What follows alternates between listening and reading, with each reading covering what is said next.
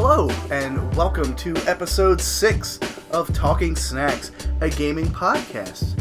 I'm joined by, as always, Mr. Cuff. Yo, it's your boy, coming at you live. Coming at you with Endo Flavors. Coming at you with the Endo Flavors. It's a Cypress Hill song. Nice. Yes. They drive me insane in the membrane. They've been known to do that. Yeah. For a while now. Are they still a thing? They are. Weird. Yeah. Already back to our claim to fame. Yeah, there you go. Yeah. Can't even get through the intro without trailing off. But as you know, this is a weekly gaming podcast. We cover weekly news, gaming releases, things we want to talk about. Not everything. If you want to hear everything, go listen to some other, more broad podcast that wants to cover every little detail of gaming news for the week. But we just kind of have our own little routine, and I like it. I like it. I hope our audience likes it. We stick to what we want. So, yeah. Should get some audience participation at some point. That's what I've talked to Snugbug a little bit. Oh, really? Yeah. That's our biggest fan. Yeah. Talked to him a bit. Wouldn't mind if I could get some, Get some questions. Yeah. Some questions thrown in. Maybe, like you said, audience participation. That'd be nice. But we got to get more of an audience. So True. Consistency is key. Keep the head up. All you press sad is or good something? press. Pick your head up. As always, what you been doing this week? This week's been pretty hype. Literally the day after the last podcast, episode 5, check it out on YouTube and Facebook probably. Went to go see Tyler, the Creator, live. I went with you. That is true. The listeners did not know that though, but we did go see Tyler, the Creator, live at the good old Greensboro Coliseum. Not what I was expecting in terms of the venue, but still a very hype show. It was a badass show. Parking, from my perspective, I didn't know there was a back entrance. You sly little devil, you know the town better than I do. So you slid on into the back. Meanwhile, I sat in traffic for about an hour just to park. I mean, I don't know. Did y'all use Google Maps? We did.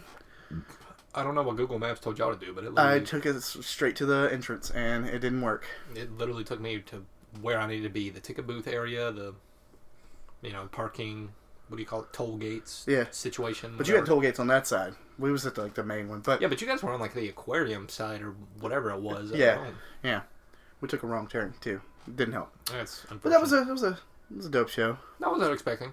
Again, like I said, but when they said we were told the show was going to be the Greensboro Coliseum, I imagined they were going to have the whole Coliseum stadium situation thing going on. We were literally in a corner.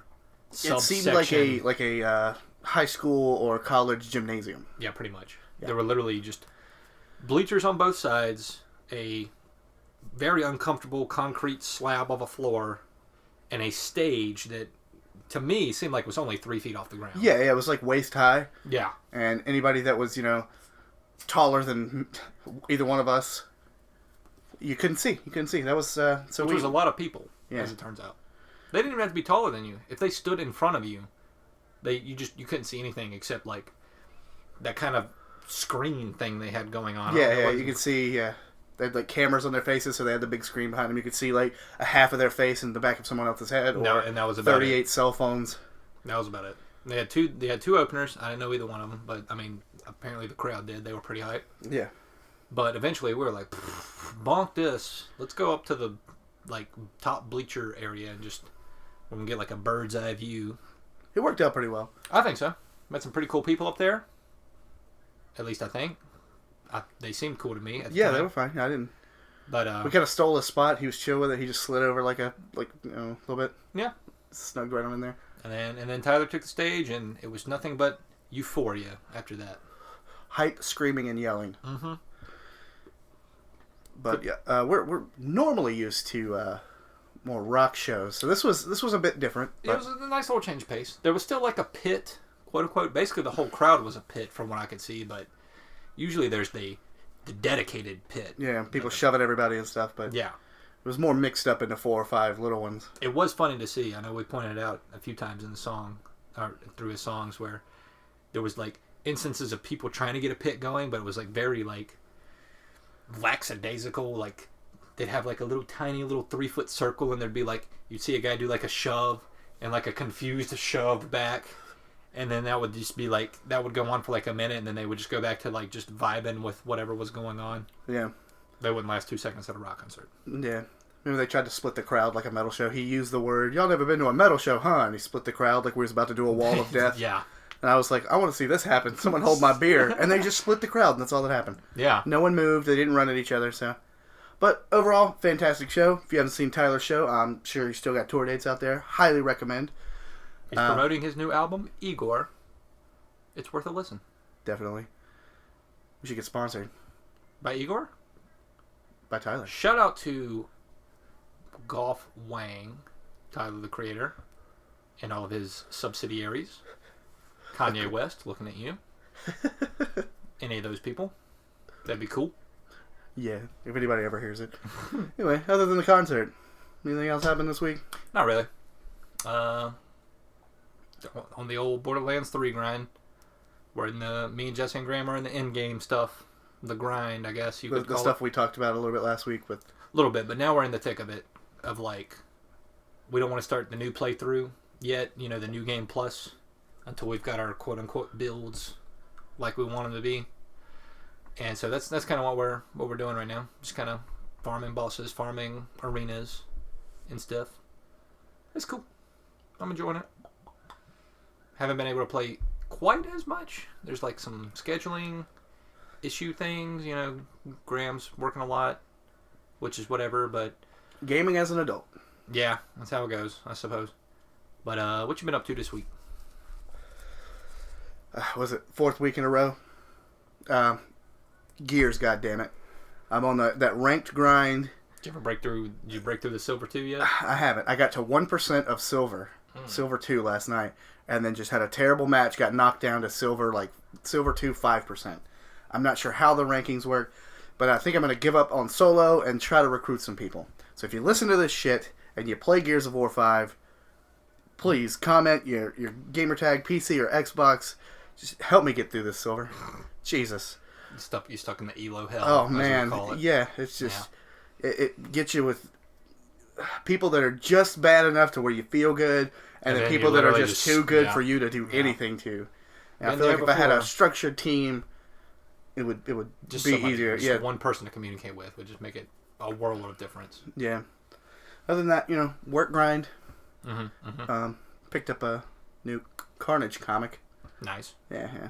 Fell back into a comic that I had on my shelf for 6 months. Finally read it, and then I was like, "Oh, this is pretty cool." So I bought the second one of that, and that's been. Have you had a chance to read the different one? Yep, read it all today. Hype. Now I need the third one because there's 3. Damn. Yeah. That's how they get you. Yeah. Started Dead Space actually.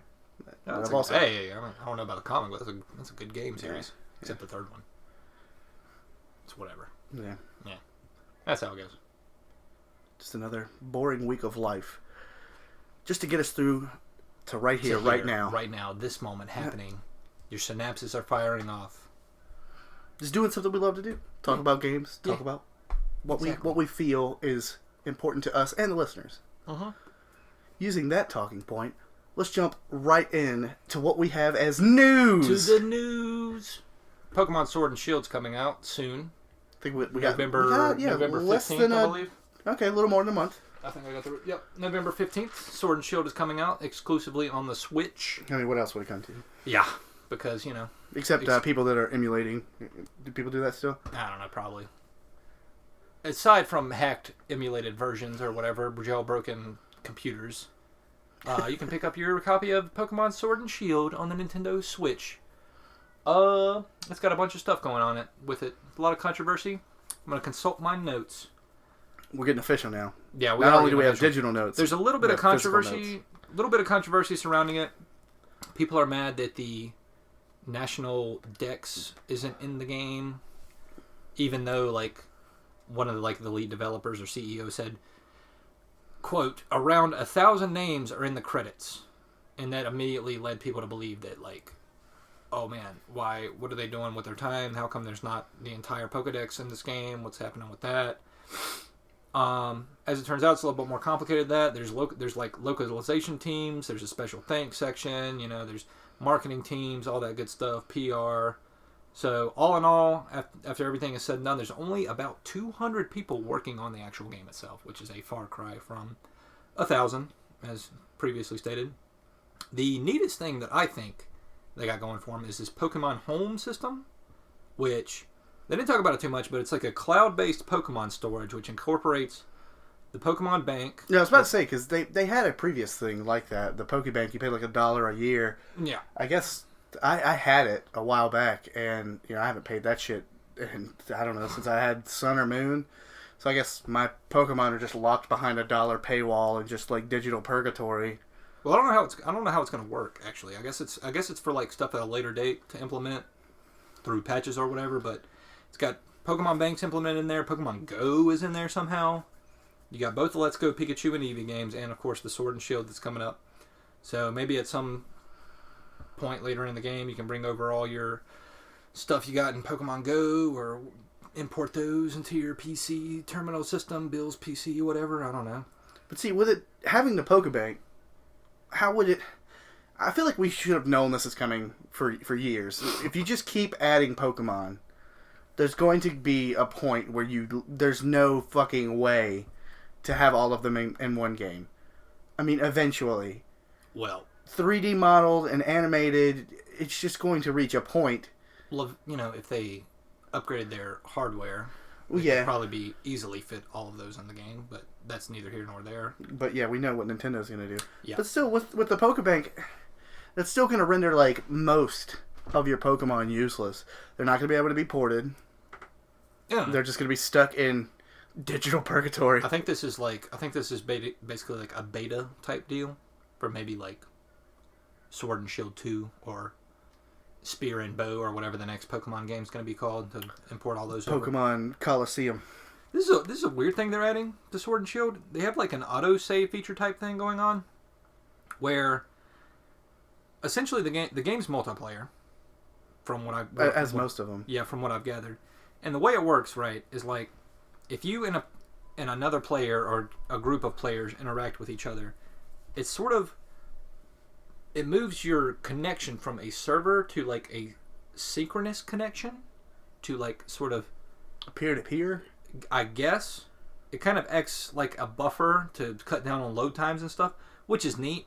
I didn't understand the full like information on that bit, but it's also there to, safeguard from trading and stuff, like trading scams, or like the back in the old days, the Ethernet lag switching thing. Like you get their Pokemon, but you keep yours. I'm guessing. What's half the fun? What happened to Digital Team Rocket, man? Oh, there's a new team. They are called Team Yell. That's the Team Rocket of this game. I don't know. Almost as bad as the They Sun or Moon. Yeah, they literally Team got Skull. They literally got like 1 second of was screen it. time in the trailer. Aside from that, they're taking away experience shared. The item. Apparently, they're going to another thing where all of your Pokemon automatically get experience So it's going to be more like Pokemon Let's Go.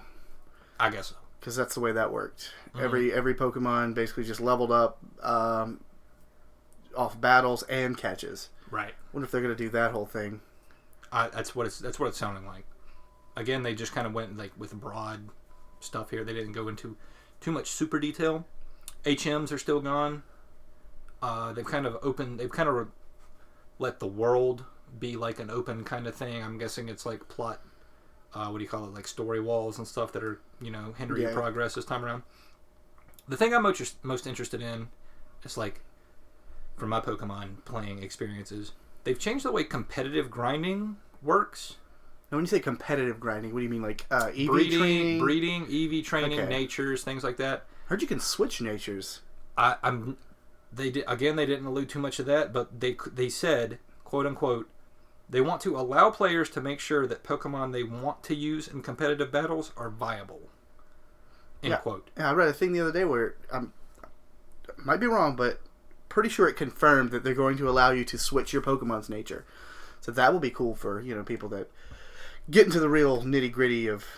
That is pretty hype, because again, they said one of the things they want to address is like, when you play through the Pokemon story, you catch these Pokemon that get you through the story, and then after that, they're just like kind of set off to the side. Unless you really want to complete your Pokedex. Yeah. Which is... Because, oof.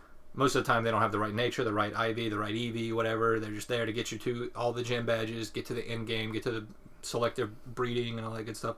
So apparently there's like some sort of system in play that'll let you do that thing, like take care of the natures and all that stuff without running your Ditto ragged, I guess, so to speak. So now instead of just like the end game being all of like 15 Pokemon, just switched in and out for. Well, maybe now it'll be little guys, a little more viable for battle. Well, we still don't know what the Pokedex is for this game quite yet. So before you get your Sandstorm team with Tyranitar and oh god, what was the dragon's name? I can't remember. The shark-looking dragon guy. No idea. He was in Pokemon. Damn, that's gonna drive me crazy. But whatever. Before you get your belly drum Azumarill going, maybe think about what Pokemon. What was the god guy or the one in the cloud? Arceus? No, the one that was like in like a cloud. Oh, the elemental guys. Yeah. It's like Thundagas or something. I don't know. Before you break your Ubers out and your Rayquazas and all that, maybe dial it back a bit, see what kind of Pokedex we're dealing with. Another thing they added, they took hints from Pokemon Go. People seem to like the raid battles. They're implementing that into Pokemon Sword and Shield. And apparently they're not going to be that bad. We mean like they're easy raids? Not entirely. They're kind of going off the Pokemon Go star system deal and difficulty, where a raid will pop up and you can get your homies together, and you don't necessarily have to have like a super max competitive PvE team to like clear out a 5-star battle, but more friends wouldn't help. This is still kind of up in the air. Supposedly there's 18 gyms between both games. We're still on the fence about which gyms are in which games. I think it's 18 gyms total between both games. Right. But what I was hearing in a video I just watched before we started this, you're only going to be able to obtain 8 gym badges still. I don't know how that's going to work story-wise, but I guess we'll see.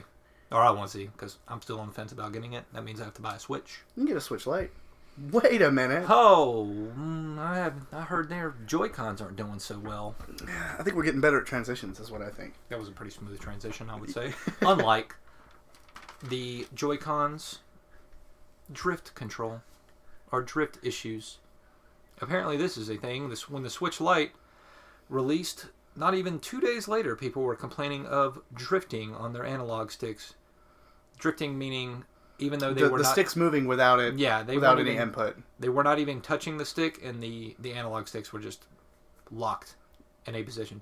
And your homeboy, Spawnwave, actually broke down one of the Switch Lites and found out that they use the same Joy-Con programming, boards, chip, setup, everything as the Switch. Yep, and the big problem being they're... getting straight up sued. Well, I was going to say, the big problem is they're not removable at all. It's a whole unit. And I've had Joy-Con issues twice now. Both on the same Joy-Con. I've sent... it's my left one. I sent it in one time, and they sent it back. No questions asked. It was still under warranty. And this was before the lawsuit thing happened, because after the lawsuit came out, Nintendo didn't really speak on the lawsuit too much, but they basically said, we're repairing all Joy-Cons for free. So how long that'll last, I don't know. And how are they going to deal with that with the Switch Lite? Because now you're having to send a whole system in for teardown. Like, it's not just a tiny little controller. A lot of angry people like that. You figure with a hardware revision, this will be like, I guess, the second revision if you count the battery switch that happened. What I mean by that is they released a second SKU of Switches that have improved battery life.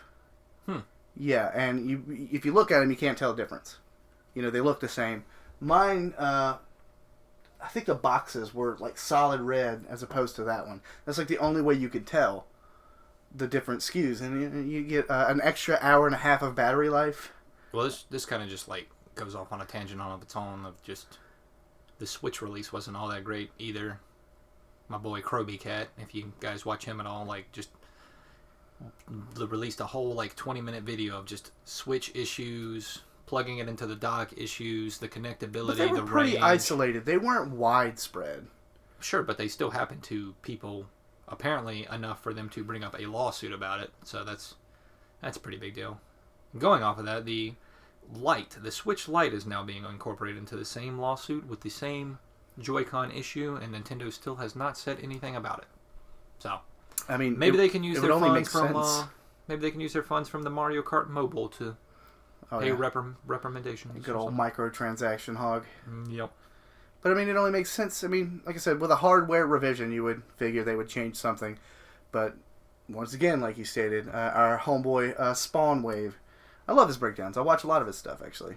It's good. Good guy. Go check him out. That's Spawn YouTube. Wave Media. Spawn Wave Media on YouTube. Daily news. 8 a.m. Eastern Time. Yep.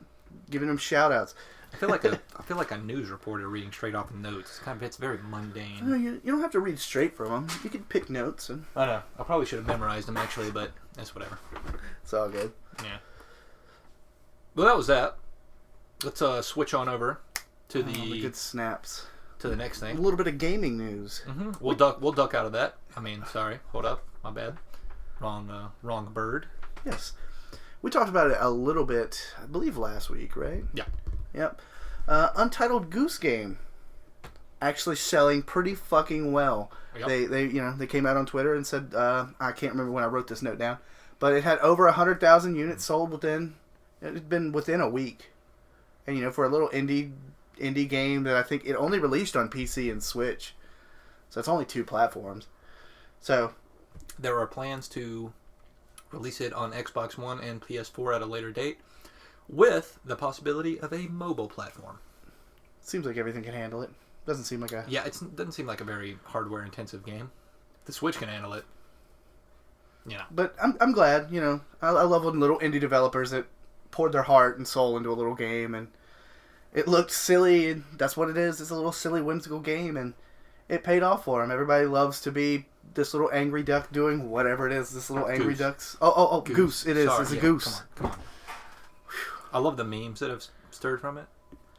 The main one at the forefront being like, AAA developers, players want sandboxes, open worlds, microtransactions, DLCs, blah, blah, blah. And it's just like, gamers. Ha! I'm a goose. Honk. It was great, though. You actually mentioned this to me some part in the week. The game is already getting speed runs. Mm-hmm.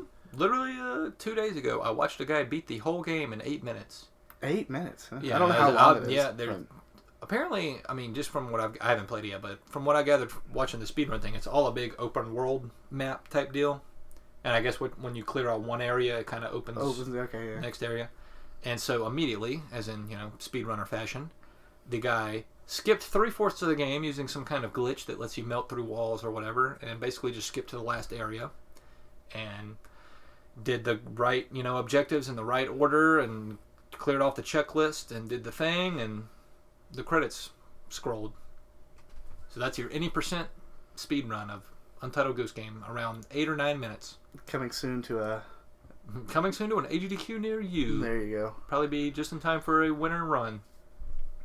I know they like to do that. Do you think the man will don the costume that I'm about to bring up? No, probably not. Because that still blows my mind that somebody would be honking crazy enough to create an entire... Yeah, by what I read, he made a duck costume controller. Goose. I'm going to say duck. You can't stop it now. They're very different. With the orange hump shit. Hump shit. Yeah. Shout out to Key and Peele. Catch them on Comedy Central whenever they air now. I'm watching their stuff on YouTube. Yeah, they've been done for a while. But yeah, he has flappy little wings and little feet pedals. That is a dedicated individual. That man has been waiting his whole life for this game to come out just to unveil that. It looks like a crazy man in a raincoat with flippers on. When I seen the picture of him on the couch. Yeah, but the craziest thing was I seen it on Imgur and was like, it's literally just a goose outfit with wires hooked up to each appendage, and I'm assuming that's basically the quote unquote controls. Yeah. That just blows my mind. The dedication of some gamers is just crazy. Now the next thing is someone will beat Dark Souls with that fucking controller.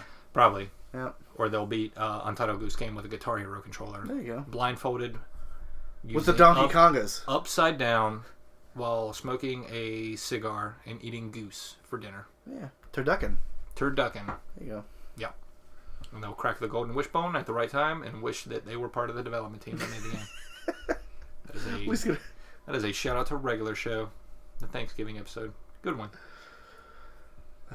We're just good at this, actually. Yeah, we're Fuck something. that. Yeah, we're good at this shit. Well, we blasted through that list pretty quickly. I know that was surprisingly fast. Okay, let's move on to games that are coming out soon. Later this week, first game we got on the list is Concrete Genie. Looks pretty neat. Did not know anything about this until you literally showed it to me earlier. It looks pretty cool, I think. You play as a little kid, and there's definitely like some Epic Mickey / Jet Set Radio Future / things going on where like you stumble across a magic paintbrush. He lives in a boring, dull, like little seaside town type deal, and he wants to bring his creations to life, his artwork to life, using said magic paintbrush, and it just looks really bright and colorful, very happy, very whimsical. Might even just pick it up because it's only $40. Only? Well, it's $40. Yeah, that seems a little steep. A little steep. But if you purchased a VR headset thing for your PlayStation, that kind of seems like it makes it. Yeah, that's a good. And that is a PlayStation exclusive? Did we figure that out? I don't know if it's exclusive, but it is VR compatible with the PlayStation thing, so maybe. But possibly. yeah, when we looked it up, only thing I seen on it was PlayStation. I think it came. Yeah, but it does look fun. It, like you said, give you that Epic Mickey kind of Jet Set Radio. For some reason, did you ever play Infamous Second Son? A little bit over here at your house. It kind of reminded me of that and like the open world aspect, just the way things looked. I don't know. Probably nothing like that at all, in terms of, combat or whatever, but probably not. It looked like it. I don't think we're killing people. I think we're creating art. But do you remember although some people would say that one chick had that superpower that like she had neon. You get neon in the game and you run around and your neon powers follow you and you do all kinds of flashy moves. I thought that game's whole thing was electricity. That was the one. That was 1 and 2. Second Son, you had stone powers, neon powers. Which one had the whole light and dark? The first and second one. Oh. Yeah, you had morals. Ah. Yeah. There you go. Turns out you're the bad guy all along. In a bad... Classic plot twist. Spoilers. Yeah, that's the first one. Yeah. Shame. He's probably pretty infamous now. Yeah. It'd be like that sometimes. But that's cool. I might actually pick that game up later this week because a little bit of a dry spell in games going on right now. Literally, Borderlands 3 and Code Vein is all I've been playing for like the past 3 weeks. So I haven't picked up shit since Gears. Yeah. Well, maybe pick up Concrete Genie. It's only $40. Where is our fucking DLC? God damn it! For what, Gears? Gears. Yeah. There was a roadmap. Oh god, I hate to say that for games, but yeah, there was like a roadmap and everything. We're supposed to get shit in fucking October. I mean, I know it's only the 7th. Yeah, I know, but there's 3 weeks left. When you play 5 maps, it's spooky, scary skeleton time. Can we go off a tangent real quick and talk about the fucking weather that we've been dealing with? the fact that it's almost good but too cold, but then it was hot again. No, today. I'm talking about we're a week into October as of this podcast, and we've had 1 day so far that was perfect fall weather. It's a little cold. That's perfect for me. Yes. But we went from like 90 to like it 65 degrees. It literally happened over the span of a day. It was like, I think it was Saturday. It was like 90 degrees on Friday. I got after school, my shirt's sticking to my car seat because my air conditioner broke. It's hot as balls. And then literally wake up the next day and it's just chilly. Just very, very nice. And we made a midnight run. We did. To the old McDonald's, and it was like fucking 50-some degrees outside. It was pretty chilly. It was nippy, as people like to say around here. Anyway, I say nipply. Nipply. What's we talking about? I don't know. Oh yeah, games. We do games. We do games. Yeah. There's a roadmap for Borderlands, actually. Apparently we're getting some free stuff later this week, or month as well. Can I quote one of my boys? Yeah. As Jim Sterling would like to say. Stop that quote right there. Okay. Yep. First of all, you didn't do the voice. Oh. And Live services! And you didn't talk about YouTube algorithms. So, I'll cut you off right there. Yeah, okay. Live service games. Every game's a fucking live service now. Microtransactions. Every game is, though. I'm going to get sued because I talked shit about a game that flipped assets. That happened. It did happen. Yep.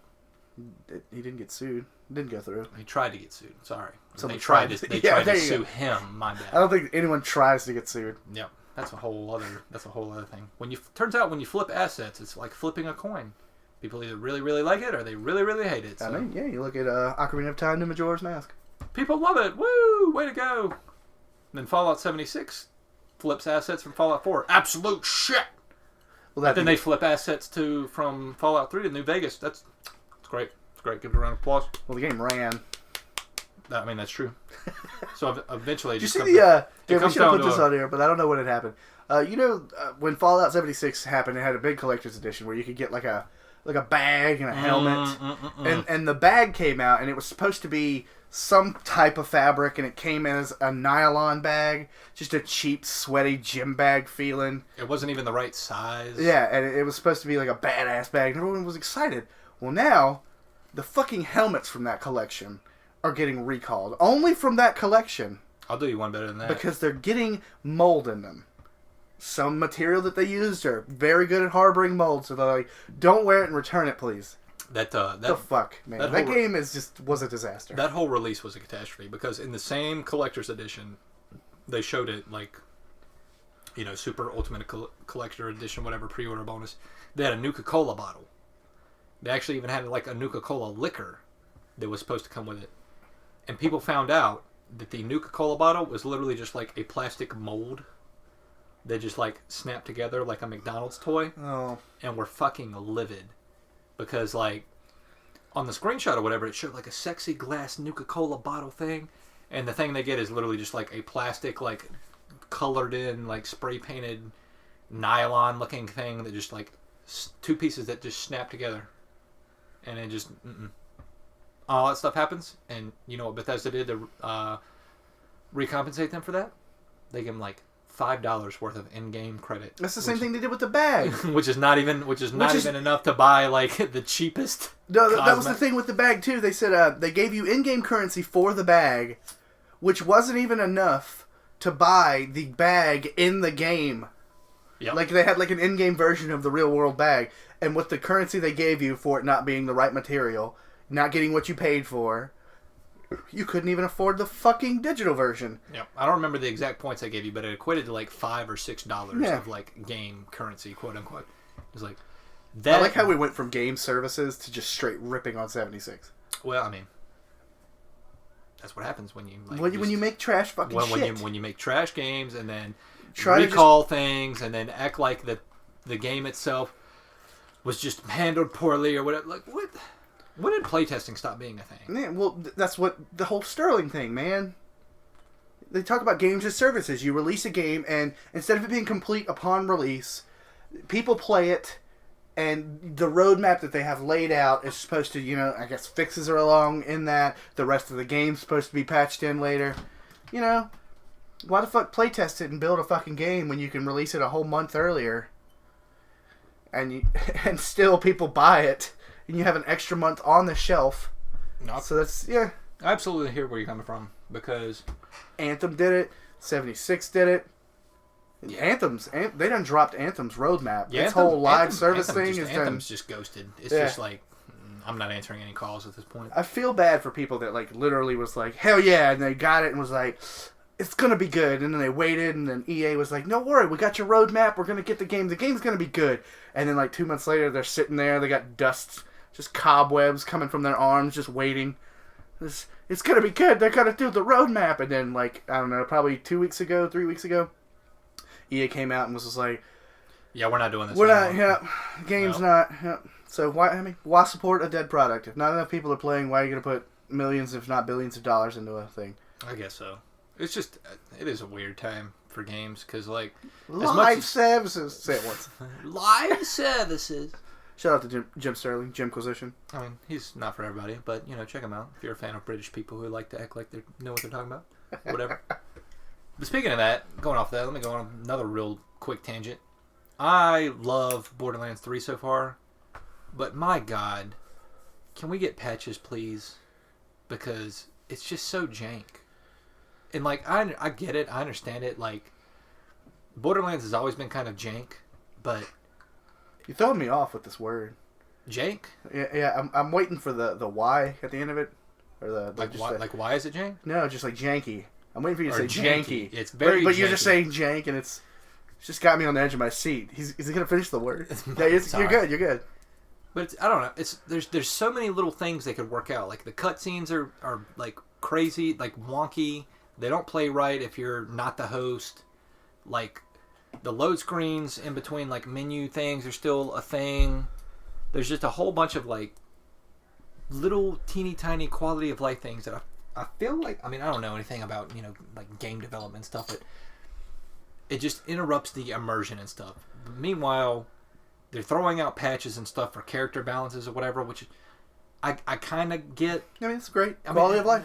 I guess. But where's your fixes? But it's a co-op. It's a co-op game. So like, nerfing this character, nerfing that character, buffing that character, to me seems kind of by the wayside. Since like Borderlands is all about min-maxing your character anyway. It's all PvE. Fine, let people do that.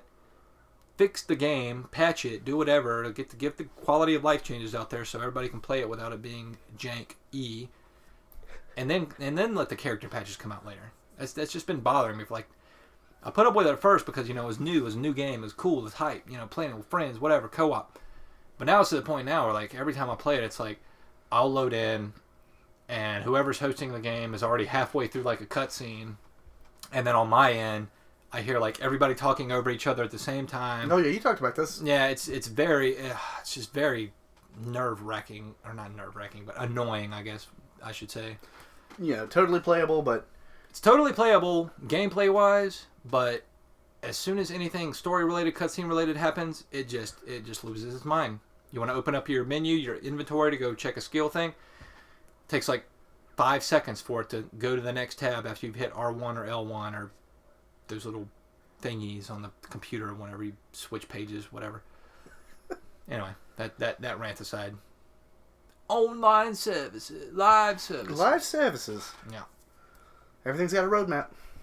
Can't just buy a game in full now and then, maybe pay for stuff that you want later. No. Now you buy an incomplete game and you wait for it to roll out over the course of 6 months, and then you buy another $60 add-on that was probably part of the full game before they realized that they could just slice it in half and sell it to you for full price. Yeah, well. Going back to what I was originally going to bring up was Borderlands 3's got this whole little roadmap thing going on. Got like a Halloween event going on later this month. They're supposed to be releasing like new map, new raid thing for free. That's part of the free package thing. Where's Gears' stuff? That's all I want. I don't know what Gears is doing. But and then later on this year we're getting our first like season pass DLC thing. So they're kind of taking the 50-50 route, which is, whatever. At least they're giving stuff away for free. That's cool. That's about it on the Borderlands 3 thing.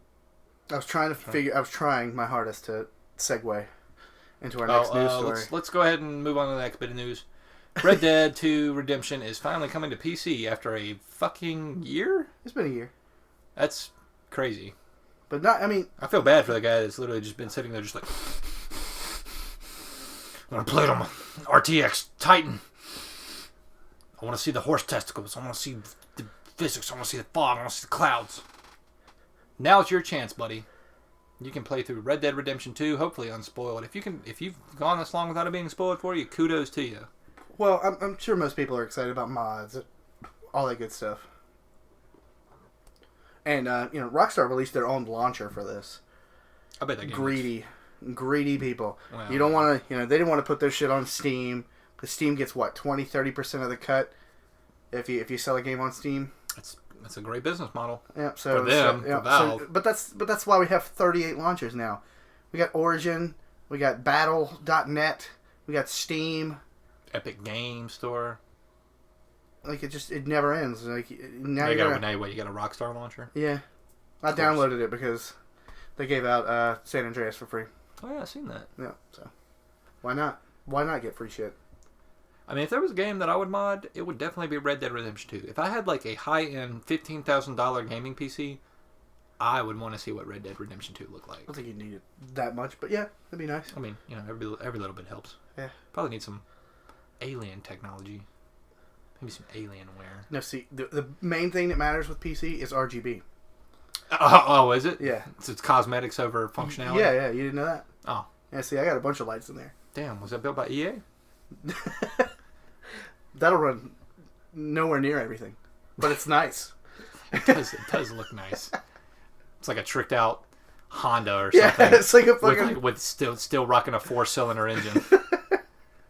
Yep, it's like a race car. It looks nice, but you put it on the track, boy. You're not going to get what you paid for. 0 to 60 eventually. I'll get there. I don't know. Should we talk about Red Dead? I liked it. It got a whole lot of awards, but didn't get Game of the Year because boy beat it. That did happen. Yeah, I never beat I it. feel like there's some biases there. I liked God of War. I wanted Who did God of War? Santa Monica. Yeah, another one of them exclusive things. Yep. Yeah. I'm glad I knew that on the fly. Thanks for that. Yeah, no problem.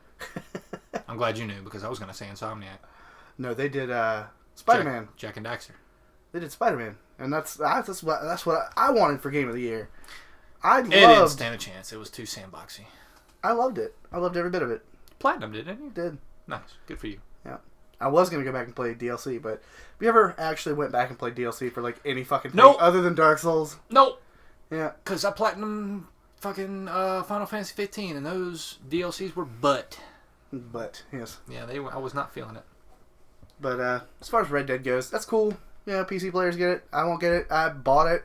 Like, fucking day one was hype, and then, like, literally a week in, I was just killed by the physics and stuff. I've had this argument with you.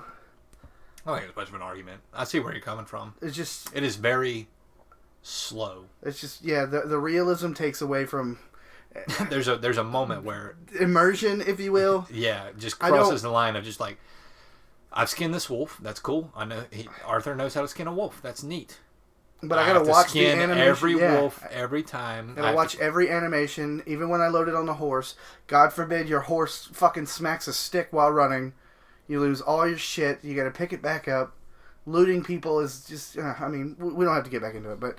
Yeah, I played through it probably not as much as I should have. I do say it was a great game. It was fantastic. It deserved every bit of praise it got. But as far as what I want as a gamer, it was too much. It passed that line of just too much in a fucking game. I want to play a game, not like live in the game, unless I'm paying for an MMO, but that's a whole nother fucking thing. That's a whole different grind. Yeah. Yeah. Because at least at that point you're still playing the game. You're not waiting on your character to play the game. I mean, you kind of are. But you ever sat in a party finder all day? Well, yeah, that's true too. And your your FC you've been part of for like a year can't even construct a full sentence, or set up a party finder, even though they have like all level 70 fucking classes. Very specific shout outs that we're not gonna sleep, boys. Okay, well there that is. Yep. Shout out to that FC. Yeah. If you're on the Fairy server, probably not party up with them because they don't do a lot apparently, except for like 3 or 4 of them. One of which is a rager, and the other one barely speaks English. So there's that add-on. The rager dude was my favorite. Oh wait. Yeah, you're talking about, I can't remember her name. No, which one? The one that doesn't speak English? No. The angry one. The one that kicked me that one time for rushing him. I don't like to be rushed, so if you would calm down, please. I'm like, motherfucker, what the hell? We trying to run a thing. And he kicked me from the party and then talked about me in like FC chat. What a guy. Yeah. It's good. He's like, no, I will not party up with him because he rushed me. Good guild mentality. Yeah, calm down there, buddy. What was that guy's name? God, I can't remember now. I can't either. Oh, well. Reyna? No, that was the nice one, wasn't it? They were both, it was like Reyna and Reyna. One of those two. Yeah. Very, very salty individual. So, if you see them on the Fairy server, maybe avoid them. They was talk shit about our parsing, too. Yeah, well, they didn't. No, they did. Oh, they were parsers? Hell yeah. Oh. They, remember they wouldn't run, that was the whole, Titania thing. They wouldn't run it because we wasn't good enough. Sorry, we are on a whole other tangent, but yeah. I thought we had already changed pretty companies at that point. No, that was our original one. What's his face was like, I ran it with them all day yesterday. They can't get past certain points. Don't even bother. And I'm just okay. And then at that point, I was just like, I don't care about you guys anymore. I'm gonna bail. Yeah. You guys don't want to help somebody. You just want to talk trash. I mean, yeah. You running with randos, it's completely different. Anyway, sorry, we got on the MMO lifestyle. Back to what we were talking about. A lot of drama in the guild life from time to time. Yeah. I don't know where we left off with. Oh, I played Red Dead 2. I beat it. At one point, I wanted to platinum that game, but it is a lot. Like you said, a lot that goes into platinuming that game. Literally discovering every Easter egg, well, maybe not the Easter eggs, but every little location, every little side quest, every little character thing, every little collectible. I did not have the time for that. I was gonna say, it seems like it's a good game for people that are dedicated to one game. Like when Red Dead came out, like you got GTA 5 still kicking. You got time, but if you really want to go through and do everything, and you like to play a bunch of games, good luck. Yeah. Because within a week, something else was out. I was already on that. Did I put the disc back in? I didn't even buy the disc. I don't know what the fuck I'm talking about. But yeah, no, I never went back. Never went back. You bought it digitally? Gasp. Gasp. Well, it's coming out on PC now. Buy it for your RGB thing over there. Yeah. Run back through that. I should be able to play it. You can see Dutch ask for money. Go hit up his Kickstarter. He needs money. Does he? Yeah. Oh. That was a meme. Yeah. Shout out to year-old memes at this point. Well, PC players will finally understand. Moving on to Yooka-Laylee 2. Did you ever play the original? Nope. Me neither. Yeah.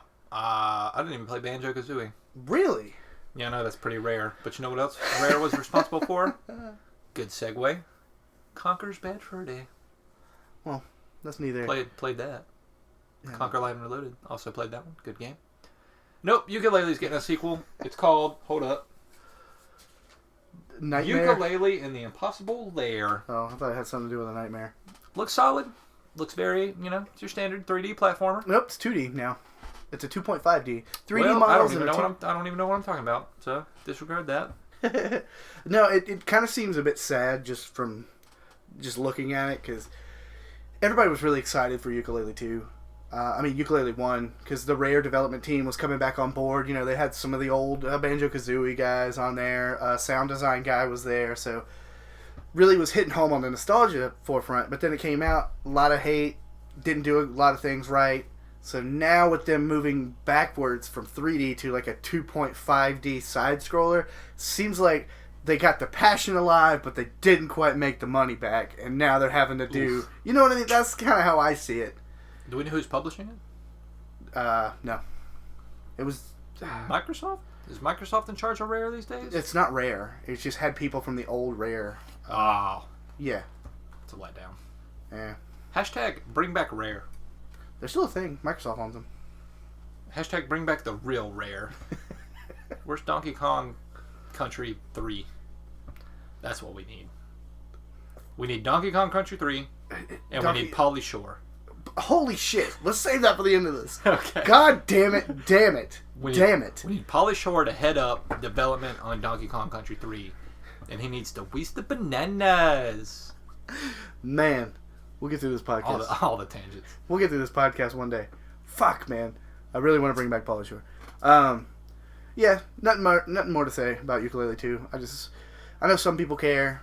I played a little of it, but not enough to even say that I played it, so that's why I just kind of disregarded it. I played like the first level, didn't feel good, Well, I know it's one of those weird games, right? Where it's associated with a developer that has, nostalgia glasses associated with like the Banjo-Kazooie Conker Bad Fur Day thing.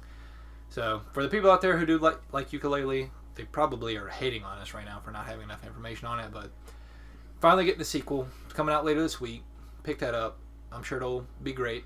I think it's only on 2 consoles. I think it's only on PC and Switch for right now. Okay. Cool. Could be wrong. Pretty sure it's just PC and Switch. Yep. Either way. Moving on down the list. I don't know how to pronounce this one. Valfaris? Valfaris? Valfaris. Once again, another little 2D side-scroller? No. We're saying it wrong. It's a metal game. You have to be like, Valfaris! Okay. Right? Yeah. Yeah. Sounds good. I don't know if it's a metal game. It's looks metal pretty influenced. fucking... Yeah, it looks pretty fucking metal. 2D side-scroller.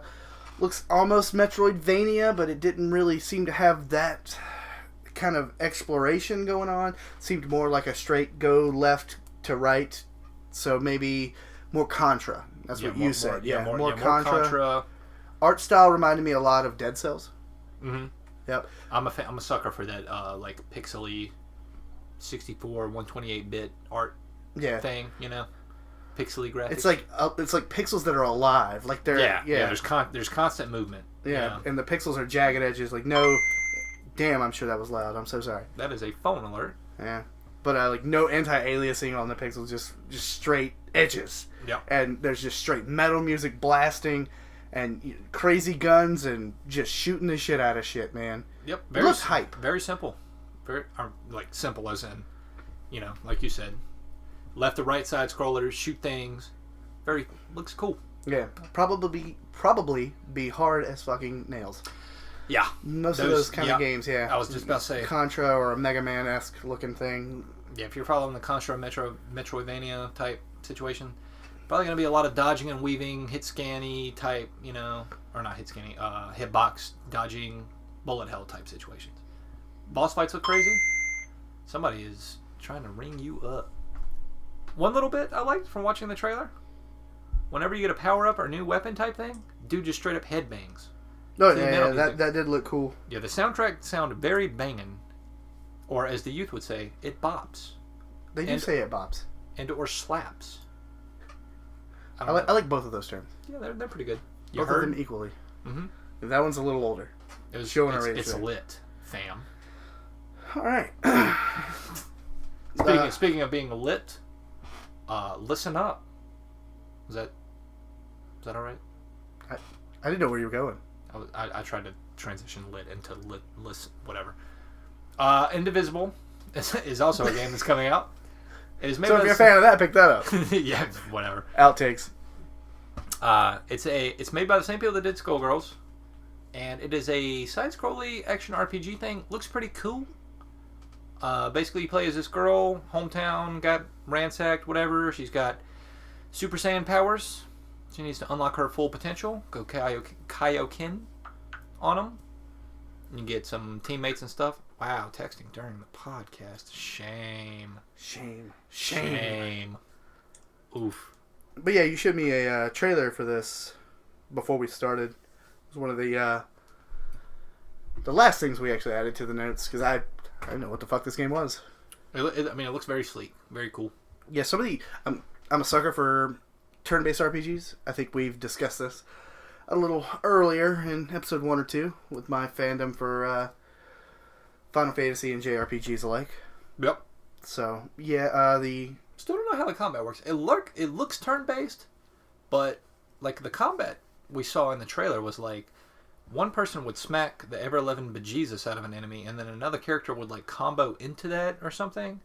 So I don't know. That's still kind of up in the air until we get like a... Ooh, maybe that's more like a Chrono Trigger thing. Maybe. I never played Chrono Trigger, but it looks cool. It was turn-based, but like basically you could sync up attacks. So if you did this attack with this guy, they would kind of both go in at him. And maybe. It's also very anime. Hand-drawn art style. Cutscenes. Which I think was the same thing with Skullgirls. Yep. Right? Yep. Uh-huh. That was the arcade brawler or fighter. Yeah. Yeah. Very cool fighting game tournament scene. I think you're just a anime fan. You just like them. I'm a sucker for anime. You can call me a weeaboo. I prefer anime connoisseur because I've been around the block a few times. I watched Toonami in the old days. I mean, I did too, but get at me. I think that makes me a connoisseur. No, you're not a connoisseur. Yeah, no. Yeah, you watch things dubbed, so. I do watch subbed. Once you get. I work hard. I play hard. When it comes down to it, you listen hard. Yeah, I prefer dubbed to subbed. It's neither here nor there. Yeah. Yep, but that's a game. It's Indivisible. Pick it up if you're a fan of Skullgirls or anime or side-scrolly 2D action RPG beat 'em up things. And you know, like a state of the beginning. That's not all that's coming out this week. No, that's the things that interested us. Yeah. You want to talk about Grid? Like Grid I is- said, Grid I is- mean, Grid is a we game. could put a bunch of shit on here that we'll barely talk about. Yeah, I feel bad now because I side heavily, as I said, Grid. I mean, I looked into it and it's like it's a is this- reboot of the old racing game. Well, I say old, but like what, PS3, 360 yeah, era. Yeah, but it's basically like and it's coming out now at like literally the ass end of yeah. this generation of consoles. So a little bit of poor timing on their side, but I don't know anything about it. I'm sure it looks good. It's from what I've seen, it's basically like Forza with a little bit of Need for Speed Underground dripped in there. Oh, Like a little. So I was gonna say like car enthusiast mixed with like rebelliousness. a little bit. Yeah, Like I like these stock cars, but I kind of want to customize them also. and I want to drift them and run away from the police. I didn't even see police in the trailer, so it literally just looks like Forza filmed at nighttime in city streets. So, yeah, kind of got that Need for Speed Underground type thing or whatever going on. There was another game coming out. Call of Cthulhu's getting ported to the Switch. I wish it did better. I think. Nope, not even gonna. Not even gonna weigh in on that. No, I think I watched the trailer for it, which is what I was about to say. But what the fuck kind of input is that? Yeah, I could have just tried to the closest float my way through that, but no, I didn't want to do that. The closest we've gotten to a good Lovecraftian game is Bloodborne. It's very reminiscent. You know, Call of Cthulhu is literally the H.P. Lovecraft's go-to, probably most popular short story he had. I'd really love to see a game and/or movie dedicated to one of just Lovecraftian stuff in general. But yeah, that's wishful thinking. Speaking of Bloodborne, did you see the fan-made event that I think happens every year, but they're doing it again? Mm-mm. Basically, fans are just kind of rallying up, where it's it's spooky, scary skeleton time. Yeah, it's October time. It is, yeah. Wish the weather would get them. They're urging everyone to just kind of come back to Yarnum and do some PvP.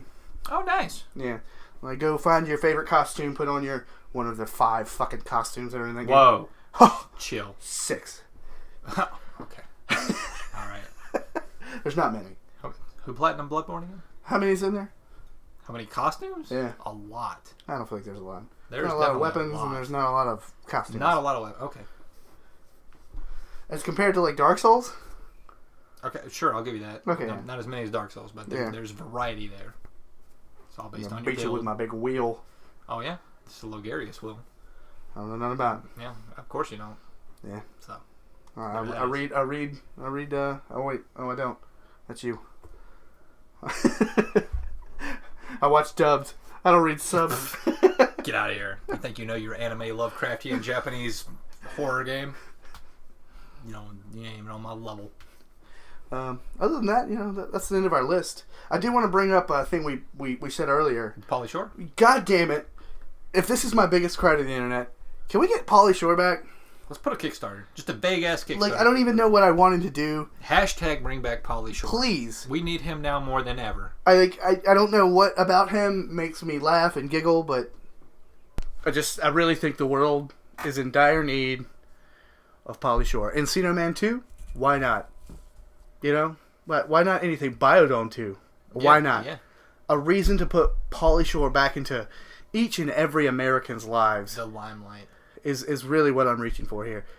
I feel like he came really quickly, like golden years, Pauly Shore, that sort of early mid '90s film era, and then just vanished without a trace. I don't know if he might have took the money and ran or what. Maybe there's creative differences within Hollywood, whatever. But we need him back. Need him back. We do need him back. So if we don't go off anywhere for this being a gaming podcast, at least. Something. Promote Bring this. back Pauly Shore. Bring back Pauly Shore. Be part of this history. Speaking of Pauly Shore, and by his association, movies, also saw Joker this weekend. Are we bringing movies into this now? I mean, we talked about a Tyler concert. Yeah. So I feel like it's all on the table. Probably should have brought this up in the weekly banner section, but I forgot about it. Saw Joker with Joaquin Phoenix. Very good movie.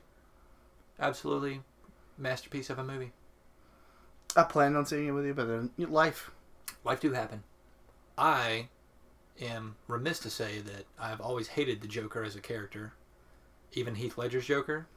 I feel like he was an overhyped character from the comic books. It was just, well, everybody likes him because he's wacky and off the wall, blah, insane, he's crazy.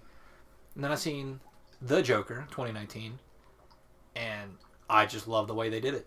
Love the way they portrayed it. Love the way they showed society as a whole. Don't know if they were going for like some parallelisms between like a modern day setting, because the setting in the movie is like kind of like a weird, like mid 80s ish, early 90s ish setting.